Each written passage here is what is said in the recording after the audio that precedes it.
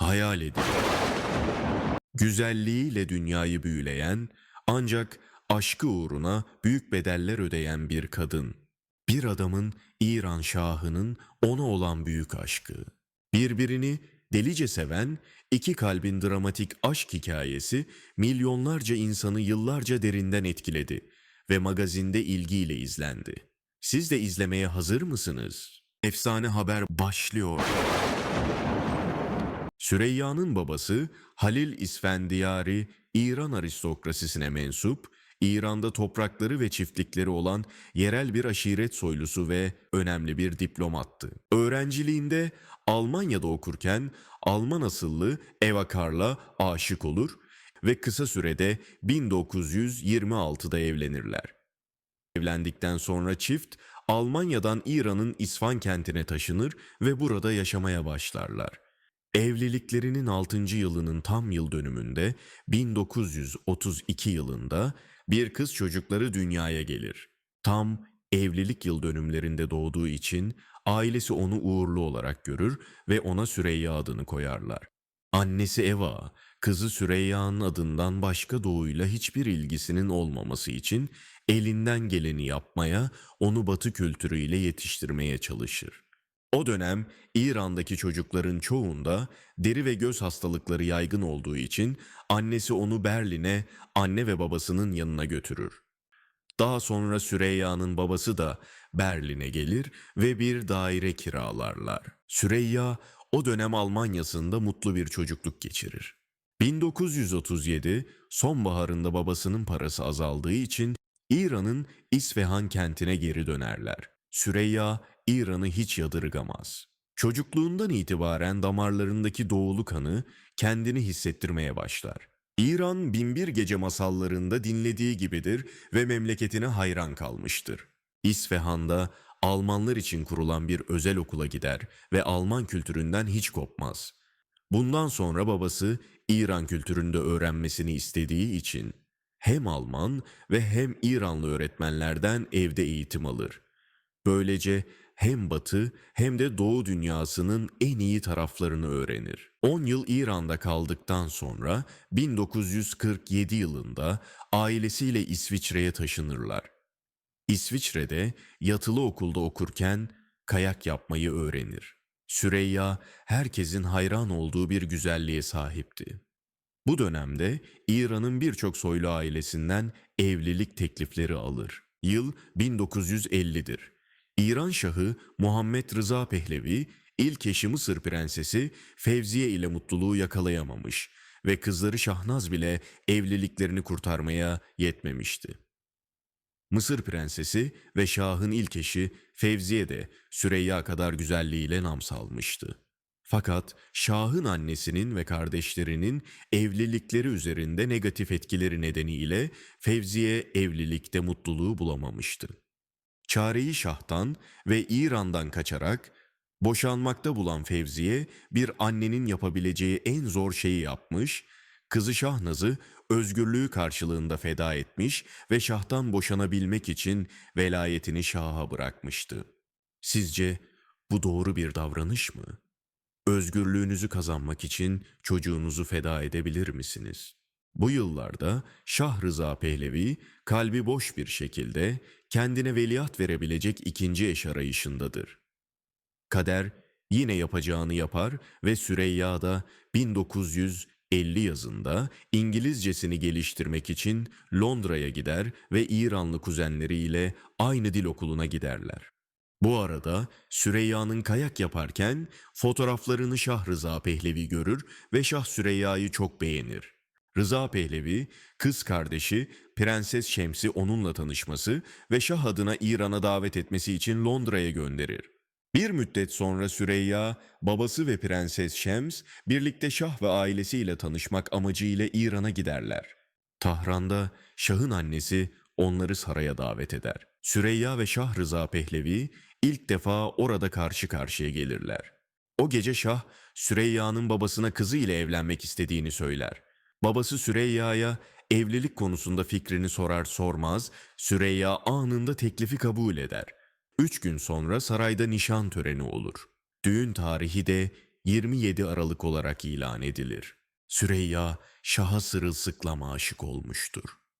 Onu yakışıklı ve zeki buluyor ve mutluluk içinde geçmiş ve geleceği düşünmeden anı yaşıyordu. Bu arada Süreyya tifoya yakalanır. Hastalığı 1 ay sürer ve düğün iptal olur. Şah hastalığı boyunca Süreyya ile yakından ilgilenir. Bir rivayete göre her gün yastığının altına değerli mücevherler bırakır. Nihayet düğün töreni gerçekleşir. Düğünün yapıldığı mermer saray baştan başa taze çiçeklerle donatılır. Süreyya, Christian Dior gelinliğinin içinde şahane güzelliği ile herkesi kendine hayran bırakır. Fakat işin gerçeği Süreyya hastalıktan yeni iyileşmiştir. Çok zayıf ve halsizdir, adım atacak hali bile yoktur. Tül üzerine gümüş işlemeli olan gelinlik tam 20 kiloydu. Düğünün sonuna doğru rahat yürüsün diye Şah'ın talimatı ile gelinliğin son 10 metresi kesilir ve böylece Süreyya daha rahat hareket eder. Şah ve Süreyya Hazar Denizi'nin kıyısında Babolsar'daki köşkte rüya gibi 2 hafta balayı yaparlar. Balayından sonra çift ihtisası sarayında yaşamaya başlar. Şah'ın ilk eşinden olan kızı Şahnaz İsviçre'de okuyor, okul dışı zamanlarda İran'da yaşıyordu. Süreyya ile aralarında sadece 8 yaş vardı. Süreyya, Şah'a o kadar delicesine aşıktı ki zaman zaman Şah'ın kızına olan ilgisini bile içten içe kıskanıyordu. Süreyya, zaman geçtikçe Şah'ın annesi ve kız kardeşlerinin ona ve evliliklerine karşı negatif etkilerini de hissetmeye başlar. Sosyal yaşantıda da çok aktif görevler alır. Kendi ismi verilen Süreyya yardım sandığını kurar, ilk iş olarak Gülistan Sarayı'nda yardım balosu düzenlerler. Bu parayla yoksullara yardım edilir. Şah ve Süreyya'nın aşkı evlilikleri boyunca artarak devam eder.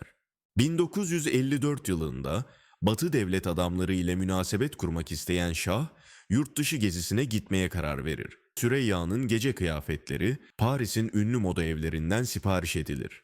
Ne yazık ki bu sırada Şah'ın kardeşi Ali Rıza bir uçak kazasında ölür. Şah büyük bir üzüntüyle yas tutar. Yas sonrası Amerika'ya giderler. Saraydan ve halktan çocuğu olamadığına dair dedikodular çıkmaya başlar. Şah ve Süreyya bu durumun araştırılması için Boston'da muayene olurlar ve burada doktorlar onlara acı gerçeği açıklarlar.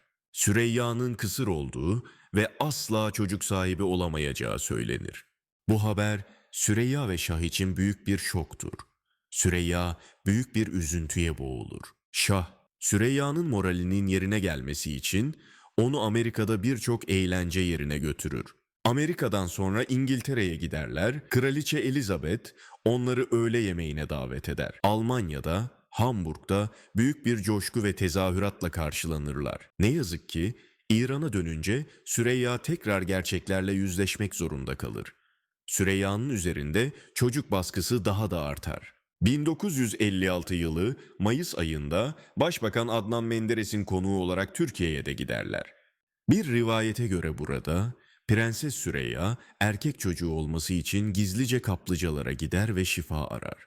Ama hiçbir şey çözüm olmayacak ve beklenen bebek gelmeyince halkın veliaht bekleyişi ölümsüz aşklarının önüne set çeker. Çocuk sahibi olamaması Şah ve ikisinin arasını iyice açar. İran kanunlarına göre kraliçe ilk 5 yıl erkek çocuk doğuramazsa boşanmaya razı olacaktır ve ne acıdır ki bu kanunu eşi Şah Rıza Pehlevi çıkarmıştı. Süreyya Şah'ın da düşüncelerini öğrenmek için ona bir teklifte bulunur. Önce ona varis olarak Şah'ın ölen kardeşinin oğlunu veya kızı Şehnaz'ı öneri olarak sunar. Fakat Şah bu önerileri kesin bir dille reddeder. Bunun üzerine Süreyya büyük bir üzüntü içinde kalbinin sesini susturmaya çalışarak Şah Rıza Pehlevi'ye "O zaman bizim için yapılacak tek şey kalıyor, ayrılmak." der. İçten içe Şah'ın buna karşı çıkmasını çok ister. Fakat ne yazık ki Şah önce ayrılık fikrini duymak istemese de zaman geçtikçe benimser. 1958 yılının 13 Şubat'ında evlenmelerinin 7. yılında Süreyya kalbi kırık ve hala Şah'ın aşkıyla dolu Tahran'dan ayrılır. İsviçre'ye Saint Moritz'e gider. Süreyya'yı havaalanında uğurlamaya gelenler onun kayak yapmaya gittiğini sanıyorlardı. Fakat sadece Şah ve Süreyya bir daha onun geri dönmeyeceğini biliyordu. Süreyya, Köln'e ailesinin yanına gidince Şah bir heyet gönderir. Heyet, Süreyya'ya Şah'tan evlilikleriyle ilgili bir teklif getirir. Süreyya, Şah'ın büyük bir aşk üzerine kurulmuş, bu yuvaya onu koşulsuz geri çağırmasını dileyerek, kalp çarpıntıları içinde gelecek teklifi dinler ve Süreyya hayatının şokunu yaşar. Bu teklife göre Şah çocuk sahibi olabilmek için ikinci defa evlenecek ve Süreyya imparatoriçe olmaya devam edecektir. Bu teklifi Süreyya bir hakaret olarak kabul eder. Ani büyük bir öfkeyle hiç beklemediği bu teklifi kesinlikle reddeder. Onun istediği cevap bu değildir. Bu hüzünlü aşk hikayesinde sizce Süreyya doğru olanı mı yaptı? Çok sevdiği ve çılgınca aşık olduğu eşini mutlu etmek için ikinci eşi kabul etmeli miydi? Rıza Pehlevi ilk başlarda büyük aşkını kaybetmek istemez. Telefon açarak Süreyya'yı ikna etmeye çalışır. Fakat Batı terbiyesiyle büyüyen Süreyya teklifi tekrar kesinlikle reddeder. Hala Şah'ın da onu sevdiğini ve onu kaybetmemek için başka çözümler bulacağına dair içinde bir ümit taşıyordu. Ama bu ayrılmadan önceki son telefon görüşmeleri olur. 14 Mart'ta Şah Rıza Pehlevi Süreyya'dan boşandığını resmen ilan eder ve birkaç gün sonra çok üzgün olduğunu yazan bir mektup yollar. Bu hiç beklemediği boşanma haberi karşısında Süreyya yıkılır. Genç prensesin yüreği paramparça olur. Çok kırgın ve üzgün olan Süreyya ona cevap yazmaz. Daha sonra Şah bütün özel eşyalarını ve mücevherlerini Köln'e gönderir. Süreyya bu evliliğin tamamen bittiğinin ancak o zaman farkına varır. Büyük bir depresyona girer. Ama zaman her şeyin ilacıdır. Zamanla kalp acısı hafifler ama o Şah'ın aşkını sonsuza kadar kalbinde taşır. O ilk ve tek biricik aşkıdır. Boşanma sonrasında Prenses Süreyya, kırık kalbine neden olan Şah'ın duygularını ve ona olan kırgınlığını şöyle ifade eder. Kadın dünyanın hiçbir yerinde doğudaki kadar ateşli ve içten sevilmez. Fakat bu aşk da dünyanın hiçbir yerinde doğudaki kadar hızla son bulmaz. Fakat Şah da bu ayrılık nedeniyle çok üzgündür ve Süreyya'ya hala aşıktır. Şah çok sevdiği aşkından ayrılmak zorunda kaldığındaki duygularını anılarında şöyle yazar. Devlet menfaati yüzünden imparatoriçe Süreyya'dan ayrılmak zorunda olduğum zaman ikimizin de ne kadar üzüldüğünü tahmin etmek mümkündür. Belki de Şah çok sevdiği eşinden boşanmanın getirdiği pişmanlığını bu duygularla ifade etmişti. Sizce de öyle mi? Bilindiğinin aksine boşandığında Şah Süreyya'ya geçinebilmesi için çok fazla para vermez. Ama daha evlilikleri sırasında İran Şahı çok sevdiği eşini düşünmüştür. Evli kaldıkları 7 yıl boyunca başına herhangi bir şey gelme olasılığı durumunda Süreyya'nın parasız kalmaması için bir ömür boyunca onu rahat bir şekilde geçindirebilecek toprak, mal ve parayı üzerine yapmıştı.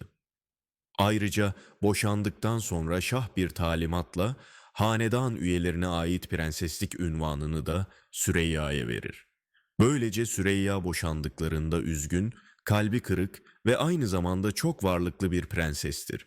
Boşandıktan sonra Süreyya paparazzilerin gözdesi olur ve onu rahat bırakmazlar. Süreyya'nın acılı ve hüzünlü aşk hikayesi onlar için iyi bir haber kaynağı olur ve ona Hüzünlü Prenses ve Yeşil Gözlü Mahzun Prenses isimleri takarlar. Paparazzilerin peşinde olması ve onun hakkında yazılanlar nedeniyle acısını ve üzüntülerini istediği gibi yaşayamaz. Şah Rıza Pehlevi ise Süreyya ile boşandıktan kısa bir süre sonra Farah Diba ile evlenir ve 9 ay sonra çok istediği veliahtına kavuşur. Süreyya ise kendine farklı bir yaşam kurmaya ve Şah'ı kalbinden çıkarmaya çalışır. Fakat bu süreç onun için çok zorlu bir süreçtir. Umudu yıkılsa da Süreyya kendine yeni yollar çizmekten vazgeçmez. Genç kızlığından beri film yıldızı olmak isteyen Süreyya, 1963 yılında Bir Kadının 300'ü adlı filmde başrol oynar. Fakat film kısa süre sonra gösterimden kaldırılır ve sadece bir tek kopyası Süreyya'da kalır. Bir rivayete göre hala eski aşkını unutamayan Şah'ın tüm kopyaları satın aldığı söylenir.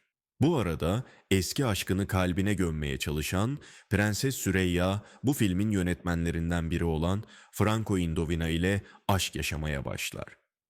Fakat Prenses Süreyya'nın bu aşkı da büyük bir acıya sahne olacak, 5 yıl süren beraberlikleri.